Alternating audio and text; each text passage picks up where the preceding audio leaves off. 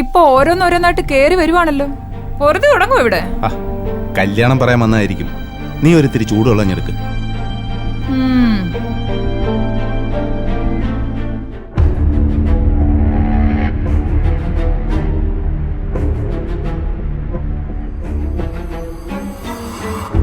ചിറ്റപ്പ, എനിക്ക് ഈ കാര്യത്തിലൊന്നും ഇൻവോൾവ്മെന്റും ഇല്ല, ഇൻട്രസ്റ്റും ഇല്ല. പപ്പയും മമ്മിയും അവരുടെ വേർഷൻ പറയുന്നു, ചിറ്റപ്പന്റെ വേർഷൻ കേൾക്കുമ്പോൾ അതും ജനുവിനാ. വാട്ട് എവർ മേ ബി, ചിറ്റപ്പൻ ഇവിടെ ഇങ്ങനെ ഒരു റെഫ്യൂജിയായി താമസിക്കേണ്ട ആവശ്യമില്ല. എനിക്കും കുടുംബത്തിനും ജീവിക്കാൻ കാരണവന്മാര് പണിതൊരു വീടുണ്ട്. ആ കിടപ്പാടാ കള്ള വിൽപ്പത്രം ഉണ്ടാക്കി നിന്റെ പപ്പ കൈക്കലാക്കാൻ ശ്രമിക്കുന്നത്. എന്ത് ന്യായമാ അവരുടെ വേർഷനിലുള്ളത്? മോള് പറ.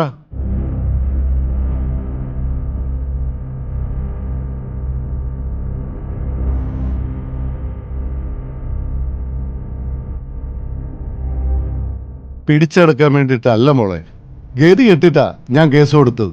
അതാ ഇപ്പൊ ഏറ്റവും വലിയ തെറ്റായത്. ലീവ് ഇറ്റ് ചിറ്റപ്പ, ഞാനിപ്പോ ഇതൊന്നും കേട്ടിട്ട് ഒരു കാര്യമില്ല. ചിറ്റപ്പനുള്ളതാണെങ്കിൽ ചിറ്റപ്പനെടുത്തോ.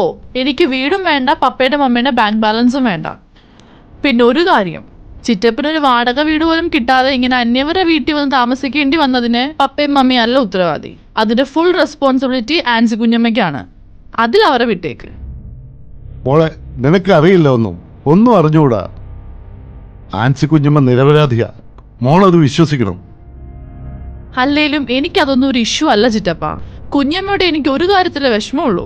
ഋഷി എൻ്റെ ബെസ്റ്റ് ഫ്രണ്ടാണ്. ചൈൽഡ്ഹുഡ് മുതൽ എനിക്കറിയാം. എൻ്റെ വുഡ് ആണ്. അവനെക്കുറിച്ച് മോശമായി പറഞ്ഞപ്പോ എനിക്ക് ദേഷ്യം വന്നു. ഇക്കാര്യത്തിൽ ഞാൻ എന്തു പറയാനാ? മനസ്സിന്റെ ചർച്ചയാ മാരീഡ് ലൈഫിൽ ഏറ്റവും പ്രധാനം. ക്യാരക്ടറിനേക്കാളും ഇമ്പോർട്ടന്റ്. നാളെ നിങ്ങളുടെ വിവാഹമല്ലേ? ചിറ്റപ്പ, ഞാൻ ആരോടും പറയാതെ വന്നത് ചിറ്റപ്പന്റെ ബ്ലെസ്സിങ്സ് ഇല്ലെങ്കിൽ എൻ്റെ മാരേജ് ലൈഫ് കംപ്ലീറ്റ് ആവില്ല എന്ന് ഫീൽ ചെയ്തിട്ടാ. പ്ലീസ് ചിറ്റപ്പ, ചിറ്റപ്പൻ എന്നെ അനുഗ്രഹിക്കണം.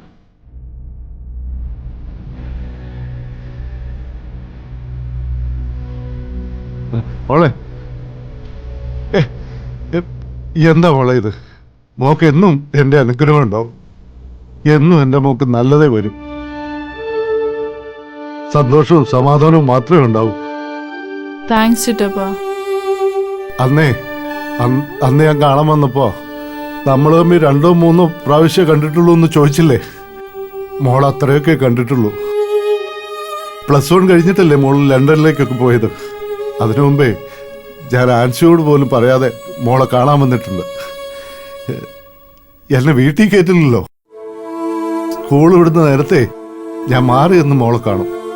അങ്ങനെ എത്ര തവണ കണ്ടിട്ടുണ്ടെന്ന് കണക്കൊന്നുമില്ല മോളെ. അന്നേ എന്റെ മോളാന്ന് പറഞ്ഞപ്പോ നീ തെളിയിക്കണമെന്നൊരു ചോദ്യം ചോദിച്ചില്ലേ? സത്യം പറഞ്ഞ അതേ ഇതിനകത്തൊരു പിടപെടപ്പായിരുന്നു.